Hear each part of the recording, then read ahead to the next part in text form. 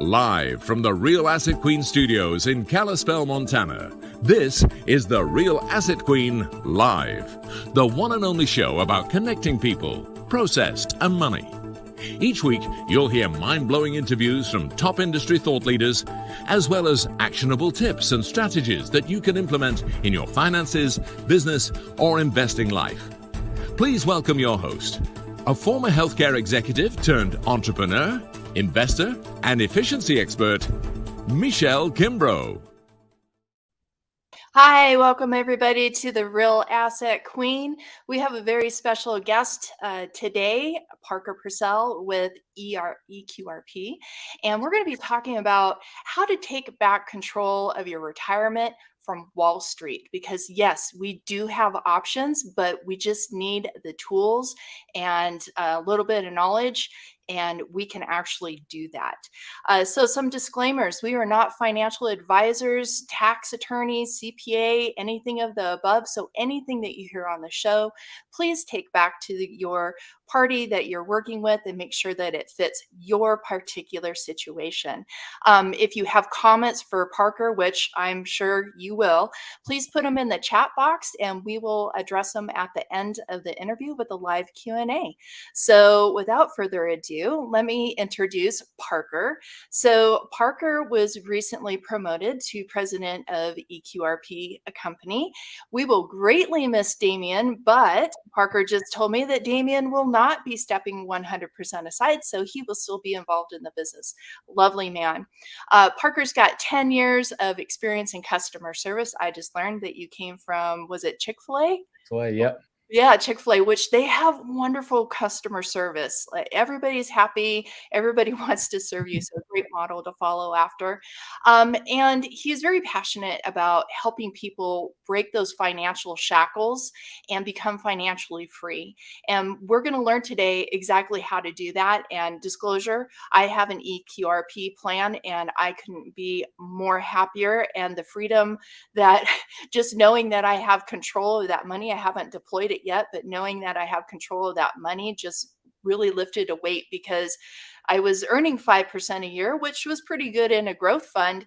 But I know with my investment background, I can actually do double digits and a lot better. So Parker, why don't you fill in the blanks? I know you're a new dad, but a fun fact about you and a little bit about your journey and how you got to where you are today.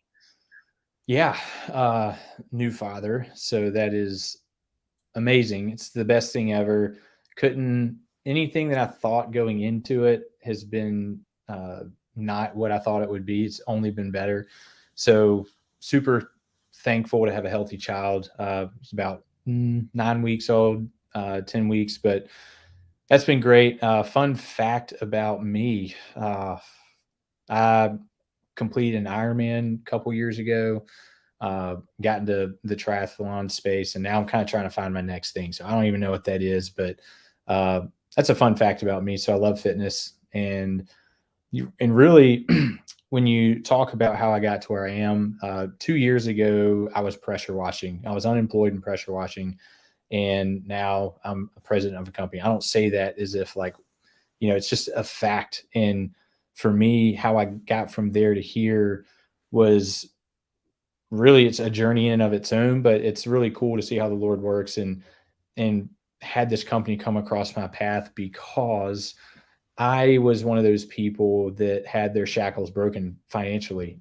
I thought that the only way that I was going to fall into an abundance mindset or wealth or retirement, when I hear the word retirement, we'll hit on this probably in the show, but it's really, really what the question they're asking when they think of the word is, am I going to have enough when I'm ready to be done? Right. And so that's where I like to come in and use my story, because the goals that I had for myself before I came in here, I really just kind of laughed at it. Damien said, I'm going to have you at X by the time you're 40. And I'm like, okay. Didn't believe it because I didn't understand or know how to get there, what it looked like. Right. Yeah. But engaging in this company, in this journey, in the process, as the education, the community, the reality is I'm going to get to where he said I was going to get to in about 2 to 3 years. And the compounding effect of what I've learned and been able to accomplish is no more a matter of me just engaging and finding people that have gotten to where I want to go and then learning those tools and processes. So, and now I love people. And we were talking about this before we got on the show about, the Six Sigma stuff and 40X. I love people. I love business. And now I get to take my passions and not only help lead people internally to help others find financial freedom, but I also get to use my story as an example to how people can, get there themselves. I'm not that far removed from most people that, are asking the same question. So I feel like I'm relatable in a lot of ways because I'm like, hey, I'm just at the beginning of my journey as well. So that's a little bit about me. Yeah, that's amazing. And when you can combine your passion into making a living at it, one, it doesn't seem like you're even working, and two, it just something beautiful happens. And I love the aspect that you said that people in general in business and bringing your talents, when you have the right team together, it's amazing what you can accomplish. I mean, really, the sky's the limit. The sky is the limit. So we are going to talk about how people can take back their retirement from Wall Street. And most people have heard of 401ks and maybe pensions. Mine was actually a pension that I converted over. And I think there's another one of, was it a 401d or I don't know, something like that. Yeah, 403bs. 403, yeah, that's it. But let's lay the groundwork. So the retirement system is broken. How is it broken? And how can we start to maybe fix it? It's a really good question. You have to understand kind of at the core of what it was designed to be and the structure of what it's built on. So without going too, far into a history lesson per se, really the idea of these 401k plans and having money for when you retire was introduced back during my parents' time, and they said, hey, here's this thing that if you put money into it, you can save for a later date. It's going to grow at X%, and by the time you retire, then you'll have what you need, right? And really, when you think about just the process of it, you're handing your money to somebody or a system that promised you something, but it's not promised, right? It's marketed as it's promised, but they're going to put them in things that benefit them. So, and this isn't, I don't want anybody watching this that's a, FA or anything like that to think that, we're out to demonize them, but the system itself was designed to prey on people to say, hey, we'll give you what you need at the end of your time, but also we won't give you any control. And once things get out of control, they then steer back and keep it for themselves and say, no, like we got it, we'll fix it. But it's all stuck in this system of Wall Street that continues to feed itself.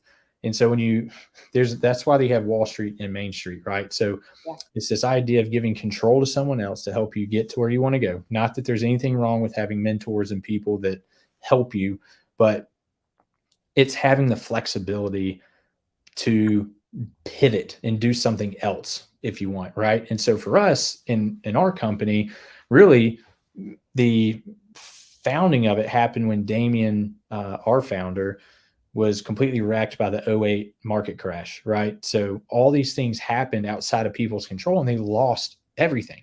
And so Wall Street walked away fine. All these other people walked away with nothing. And so what Damien did was he said, there's got to be a better way. And so he dug into the tax code and built a structure, found things in the tax code, the 401k structure. We'll talk about that as well and kind of how it's built, but wanted to find the most friendly structure to be able to take control over, but also say, hey, I want this for myself and I want to tell it where to go versus somebody else telling me where it goes. And so when things happen, you can make that decision and bet on yourself versus betting on someone else. So most people would rather fall on their own sword than falling on someone else's. And that's what we're here to do, is really help, redirect this idea of control that people have been ingrained that, oh, I just give my money to the 401k at my company, or I give it in these IRAs and let somebody else manage it. Like, it doesn't have to be that way. But what you're told is that's how you should do it, when that's not necessarily true. Yeah, and so here comes breaking the chains, right? And I shared, my pension, I was earning, 5% a year. It was a guaranteed growth fund, but what was inflation? What did the CPI data just come in at?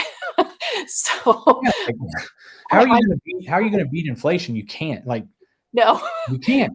no. And at 5%, annual growth, our inflation, I think it came in at 7. You can double that. So we're double digits. I'm actually earning negative in real dollars, right?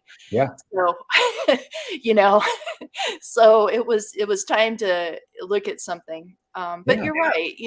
We're told, oh, get a pension, get a 401k, stick your money in there. And I have friends too that were wiped out in '08, and not too long ago, a few years ago too, when the market took a little bit of a dip. Yeah. Um, so it's important to be, I think, financially educated, and then learn about these tools so that you can have control of your fund. And it's not really a scary thing as it might seem to be. And I Mhm. think your company does a great job of coming alongside and with the education stuff. You put out so much education. Yeah. So And let's just to close on that last thing, like, we're here to give people the tools, education, and support to get to where they want to go. And so our, people that are managing funds and managing money, their interest is to accumulate because then their paycheck goes up, right? Our interest is to say, how can we help, right? We're going to give you all that support that you need. And most people, when they're given a tool that they don't understand, the first thing they do is, where's the owner's manual, or how do I use this? You find someone to teach you. And that's what we do. We help open that owner's manual for you, or come alongside you and say, hey, here's how you use it. We're not using the tool for you. You do, because that's the purpose. You have total control. But we want to Right. help you get to where you want to go as quick as possible without us getting in the way. Yeah. And you guys do an amazing job at that support. So let's talk a little bit about the difference between eQRP, 401k, and then self-directed IRAs, because Mhm. I thought eQRP was a self-directed IRA, but I think they're different. Am I wrong or right? No, I mean, 401ks and IRAs are two separate structures. So they sit in completely separate tax codes. But to keep it simple, 401ks have less friction the way they're set up. It's a trust structure. So you have the trust and then the trustee, right? So typically in a business, you have the trustee of a 401k being the company, because they're the ones executing the money moving to other places. But with individuals that are looking for that total control, these the structure for like solo 401ks, for like you being an entrepreneur, you are the trust owner and the trustee of that trust, right? So you can just send that wherever you want without having to ask permission.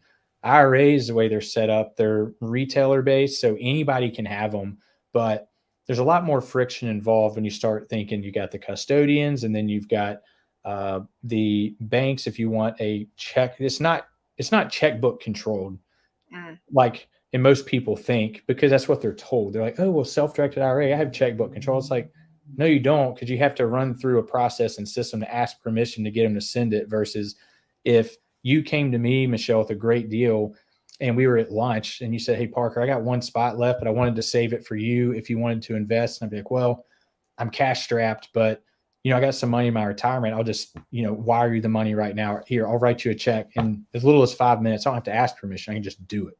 So yeah. when you're anybody, most people, I feel like it doesn't matter what the product is. Think about your iPhone. Like, why do you use an iPhone? Because it's convenient, it's easy, it's user friendly. The same with the 401k structure. That's the way they're built, is to cut out a lot of that fat that IRAs have. And IRAs are typically most of the time going to be running in the Wall Street system. So they kind of feed on those people because they're like, well, just put your money here and let it ride. And there's a lot of other implications. You start investing in Main Street assets with debt, but we're heavy on the 401k structure because it gives you lots of runway and user-friendly ability. So then how is the eQRP different? Yeah, I mean, it's a great question. I think typically what we tell most people is it's based on experience, right? Like the eQRP is an ecosystem for people that are seeking that freedom from the retirement system in and of itself, right? So our structure allows individuals to come in and also business owners. So from that standpoint, if you're a growing, or if you're an individual that's just going to stay like solopreneur by yourself, you've got a consulting business, you aren't planning on growing, we can support you with that. Or let's say you started a business, but you plan on acquiring an individual that came to us as by himself, but he's growing a staffing company. And now he's got 10, 15, 30 employees that are coming on board the next 2-3 years. And he still wants that self-directed control to put his money in these other asset classes that aren't just giving him 5%, right? So he doesn't have to move back into traditional structure. So this plan can grow with you, but you get all the benefits of having a team come alongside you as a business owner, coming alongside your employees and just asking, how can we help? What questions do you have? Let us help create a map and a runway for you to get to where you want to go. This isn't just a run-of-the-mill retirement plan. It's a community for people to find freedom, and that's what our mission is every single day. So when people are looking in this space and they're just looking at it from an isolated format, like, sometimes they don't even know what they're looking for. But for us, it's the experience that you get with working with a team of people who are solely devoted to your success and want you to learn as much as possible. So we're like an encyclopedia. You could ask me a ton of questions about all the things you want to invest in, but most people just don't know what they can or can't, or how they could reconfigure it. And that's what we're here to do. So Yeah. And I think that support is amazing because, like I said, my pension, customer service didn't really have any information, and it went into a mutual fund somewhere, some growth fund. So I don't even know what was in it, but I mean, it was kind of a hands-off thing, and that's great, but there is something better. So we're talking about the eQRP. Um, so you take back control of your retirement, right? And now you've got this money. It could be several $100,000. If you don't use it, put it to use. If you don't get that money working for you, you're not going to earn anything, correct? So what sort of things can you invest in? Yeah, I mean, you can invest in a lot of different things. So, I mean, for instance, let's say you want to invest in real estate or gold and silver. You want to go in private equity or oil and gas. I mean, there's so many different things you can do as long as you're passive in nature, right? There's rules to how it works. So you don't want to, uh, be in anything that you're directly involved in. So let's say I started a business and I wanted to use my retirement to help, close a gap on cash. Like I couldn't do that because that'd be considered self-dealing. So there are things that run across the retirement space in general that work across the IRAs, 401ks, no matter what it is. But the reality is it's just a matter of what you can't. And that's probably the more important question. And then listing out how you do it's, important because the flow of where you're involved will help us know really pretty quick whether it's a yes or a no. So that's pretty simple, but it's the sky's the limit. So are there things that you can't invest in? Yeah, collectibles. When you start getting into the crypto space, I've been doing a lot of research this past year on crypto in general, just learning. I'm definitely a novice because there's so much happening. And that space is still yet to be regulated. So a moniker I go with, I say, if it's gray, stay away, because the reality is the IRS is going to have you guilty until proven innocent. And the IRS, for the most part, is just going to say you're guilty because they don't do the education or research around what you're doing to even care. So collectibles, wines, NFTs, I would say aren't, and I say that because there's no regulation, but I look at it as digital artwork. So, but cars, things like that. So if I wanted to take a portion of my eQRP Mhm. and invest in a multifamily syndication, is that allowable? Oh yeah. Yep. Oh, Yeah, and that's typically what we see most people come to us for. Or I'll say the main alternative classes being real estate or oil and gas or some business venture that they want to invest in.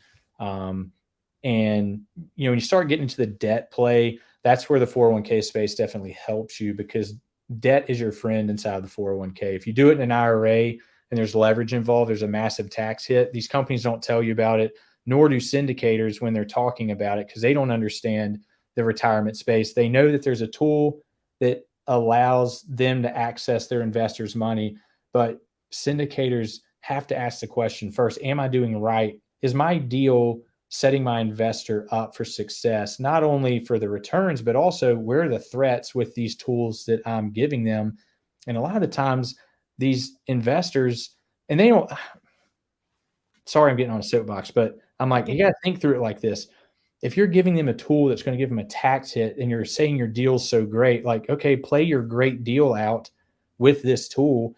And if your minimum investment's $50,000, $100,000 that you're doing, like they could end up paying, if it doubled with, 60, 70% leverage, we'll just use real estate, they could be paying a $30,000 tax bill that's going to Uncle Sam versus going into your next deal.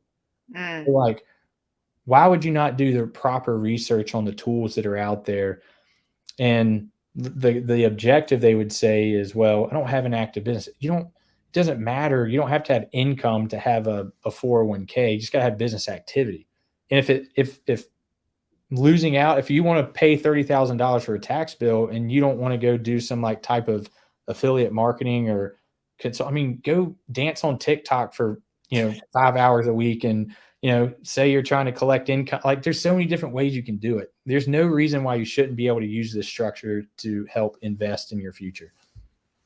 So with the eQRP, Mhm. are you able? What's the tax advantages or disadvantages? Yeah. So with our structure, the way it works is the UBIT tax is one of the biggest things, right? The UDFI triggered UBIT, which I was talking about before. And basically, that's where debt affects you when you go out and get financing on a deal that you're investing in with your retirement. There's a lot of unique ways you can use this tool to your advantage. So there's no 5-year rule that applies to the eQRP when you're doing a Roth conversion. So let's just say you needed some quick cash. You could do a Roth conversion and pull your basis out and avoid the penalty, right? Or you could, if you're a real estate professional, then you could take depreciation on the outside. And we're big Roth fans. Like, we promote Roth because you're trying to get to zero as quick as possible, right? Everything you earn on top is tax free. So if you're a real estate professional and you had some bonus depreciation you need to use, then we had a member in our community do this where they utilized 300,000 of their bonus depreciation against their retire or their EQRP and converted 300,000 to Roth. So they had this negative event happen without having a dollar come out of their pocket, and now they're earning that 300,000's basis. So if they wanted to pull it out and use it for whatever else they wanted to on the outside if they needed it, but now that 300,000 is growing tax free forever. So when you lock something into a Roth IRA, it's stuck forever. So the 401k is still very flexible and can move with you, but when you don't understand the structures that you're moving into or how you're doing it, the IRAs lock you up. You're stuck in this really clunky framework. And a lot of people end up coming into our community saying, hey, I got this Roth IRA I want to come use and be a part of your guys' community. It's like, you can't use that, unfortunately, because it's stuck. Like, you can't unchange it once you do it. So Right. Yeah, no, that's good to know. And it sounds like there's a lot of upside potential in leveraging your money using this tool mhm. versus just leaving it, on the stock market. So let's talk about some common mistakes that you see investors make when they're using their self-directed IRAs for investing in real estate, whether that be, purchasing single-family homes to fix and flip, or they're doing, maybe a small multifamily or syndication or Mhm. storage. So what are some of the typical things outside of not understanding the tool, but what are some other things that you see? Yeah, I think it's understanding strategy, right? So, given the nature of how retirement plans work, you want to, it's the way they're set up is like to have money for a later date, like less work and pull the money out later, right? Doesn't have to be that way, but that's typically how it's set up. So, if you're going into this control mindset with your retirement, the single family homes is a good example because people think, oh, I'm having all this success on the outside with single family homes. This is what I want to do in my retirement plan. I'm like, okay, well, there's rules to how that has to work. Like you can't directly be involved. You have to have a, PM, all these different all these different layers to executing this strategy. And then I'm like, okay, so where's your return, right? Like, are you really, with all that work you're putting into it, is that really the best avenue that you can do? And if that's what you want to do, okay. But I think when you start finding, like, use that education that you have, or be a private money lender, like lend your money out to somebody that's doing fix and flips. Cause then you could set your terms at 12, 15% depending on your time frame, right? Like there's a lot of other strategies you can use to get to where you want to go quicker. And sometimes people just don't stop to think what else is out there that they can do. So, I would say it's the lack of education on the tool is the most common mistake.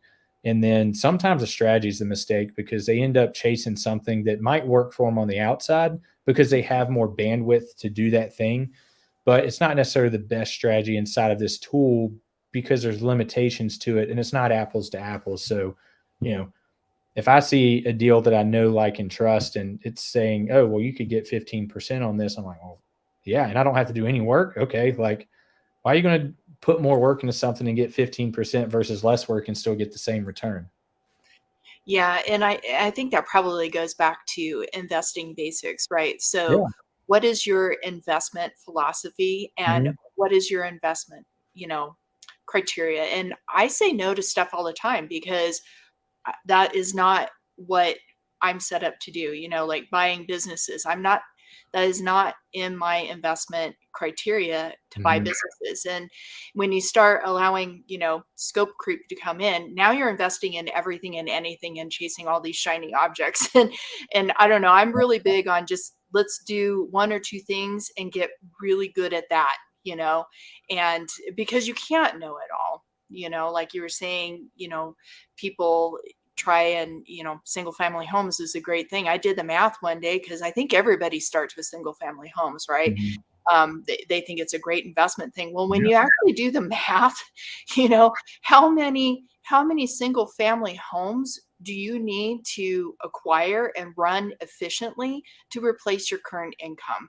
And that number is so unfathomable, and then you look at the risk side of it. So Mhm. if somebody moves out, now you've got 100% vacancy risk. So I think it goes back to that, education, your investment philosophy, and sticking to your plan, and Mhm. don't let it unravel with all the new shiny objects going around, because we talked about it before we jumped on about organizations have 50 goals or 50 metrics or 100 metrics. One of the last contracts that I had, they had over 350 projects going on, and they couldn't figure out why they couldn't move the organization. Is because they were just lightly touching everything and nothing was being completed. So I think that basic education around investing, it comes back down to that, you know. Yeah, that's good. I mean, it's true. Uh, I think a lot of people just walk in with it's an apples to apples mindset, and it's not. Um, and I think what you said is great. A lot of people, we're ego driven as individuals, right? So I think we feel this need to chase this shiny object, or I've got to invest. I got to be diversified. Like, why? Like, why do you need to be diversified? They can't really answer that question. Like, why can't you just pick one thing or two things that you know really well and just get to the same destination on those two things? I struggle with it at times too, because I want to walk into a room and understand a lot about a lot, right? But the reality is you don't have to throw the whole kitchen sink at all these new things just to say you are.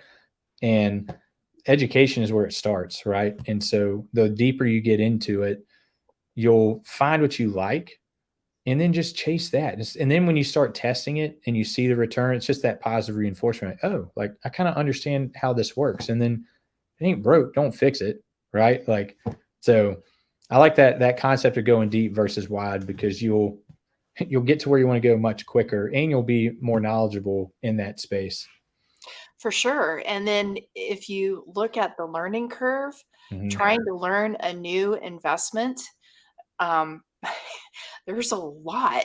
I do forex, I do future trading.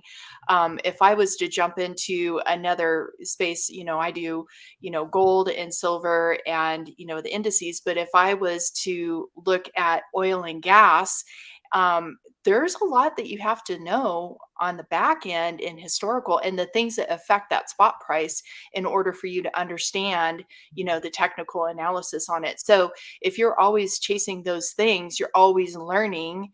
And I think, like you said, it kind of slows you down. If you just stick to one or two things and do those well and learn those well, then you can actually get there quicker, right? Yeah. And Damien's really challenged us with that. So for me, I've taken that approach with myself, and I've invested in a few things and I've lost, and lost big on some. And I'm like, well, but once you understand how everything works, I'm not hanging on to the losses near as much, more as like, okay, I learned, how can I take that, $50,000 mistake and turn it into a $300,000 return, right? Because it's all a game theory at the end of the day. And he's really helped me grasp that and think through even things I've brought before him and say, what do you think about this? But he always asks me the questions, and I'm like, sounds stupid. He's like, yeah, sounds stupid. I'm like, okay, I won't chase that. No, it's good. And, mentors are so valuable, Mhm. um, especially if they've been in the investing space for 20, 30, 40 years. They have been through cycles and they just have so much knowledge that you can Yeah. learn from, even if it's just along the roadside, you can pick up some knowledge. So, what are some top 3, 4, 5 tips for people that are watching if they really want to break those financial shackles and take back their retirement from Wall Street? How do they do it? What do they do? Well, I mean, I think the first thing is you got to start off with a conversation, right? Like, what's the reality of where you are? And when psychologically, what we see most people that are thinking about entering into a community, because our community is different. It's the absolute opposite direction of everything that they're told. Therefore, there's this wall that they put up to be like, I like what I'm hearing, but I don't hear anybody else talking about this, right? So how do you help get them over that? So, for instance, the common question that we say is, tell me about how you're currently doing. Well, there's a reason why you reached out and want to have this conversation. Well, what would life look like if you had that control? Well, and really kind of put it on them, right? Like the returns of what people were currently getting were negative 20 something, right? You add all the inflation in there. It's they aren't doing the math with what the cost of them doing the same thing repeatedly over and over again is really costing versus them taking that control. So put yourself in a vehicle that gives you control, right? Put people around you that can help you get to where you want to go. Like you're talking about mentors. Like I think of myself as a financial coach. I'm not here to tell you what to do. I'm just here to help you think through what you want to do and help point you in a direction. That's what our company exists to do, and give you opportunities if there's things that you're looking for that we can help point you in the right direction, right? So I'd say like those are very tangible steps to just reach out and have a conversation, because we tell people no a lot as if, sometimes the journey that you're on doesn't necessarily fit with where we're headed, right? So, and that's fine. Sometimes you just part ways, but at least you had a conversation and you understand what you want more. And that's where it all starts, is you just got to have the conversation and a look in the mirror and ask yourself, is this really the direction that I want to keep going down? Because you're already headed somewhere, right? And if you want to go a different direction, you're going to have to make a change. And most people don't want to make the change. They want to turn around without having to do any work. And that unfortunately just doesn't happen. Like, you can't do it. It is impossible. Yeah. I don't like, you scratch your head sometimes in these conversations, like, well, the cost is just too high. I'm like, what's the cost of you continuing to do keep doing what you're doing? Right. Yeah. And I don't know, it's just hard because I've got my own opinions and beliefs and philosophy on things. I mean, we're obviously in the same community together, so we think the same way. We understand, it's insanity to keep repeating the same cycle. So you got to change your cycle, and you got to change your environment sometimes. And sometimes your environment's bad, and we got to talk through that. So, sorry. All right, stepping off the soapbox. It's good stuff. So we have a couple of questions. And so while I gathered those, where can people find Parker? Really active on LinkedIn. We've got some shows, like our company's starting to produce a lot of content this year, and you're going to see us in a whole new light. And I'm excited, Michelle, that you're in our community, because it just further validates the type of people that we're surrounding ourselves with. Like, you're the perfect avatar for a person we want in our ecosystem, because you fit our culture. And so we're starting to put out these weekly content series. I do an eQRP live where, we talk through a number of various financial topics, bring guests on. We'll be discussing the precious metals arena. We'll do financial literacy with Joel, who is a genius in really helping coach people through a MAP process.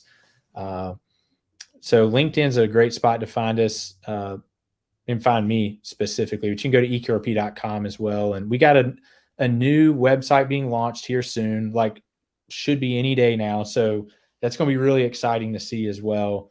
Those are the best places to find us. That's awesome. And we do have your email, Parker at eqrp.com, right? Yep. I don't have my readers on. That's an easy place to reach me too. So check my email a lot. Yeah, and you're very, very responsive too, both on LinkedIn and then email too. So one of the questions that we have is actually around precious metals. So can you invest in precious metals with the eQRP? Yes. Okay. Yeah. So what's different in the structure with the eQRP versus like an IRA, since the eQRP resides in a 401k structure, you have the ability to keep those precious metals at your house. Like, you can vault them yourself. We have part of our ecosystem is the ability for people to buy precious metals, and we provide that opportunity for our members, and we do free vaulting for them as well. So if you want it vaulted, you have that opportunity, but most people like to bring it in their house so they can show their friends when they're drinking, like, hey, look at all this gold and silver I got, right? That's just a little joke, but I was gonna say, I don't know about that, but but the point is you can keep it. You can self-custody precious metals with your retirement plan with the eQRP.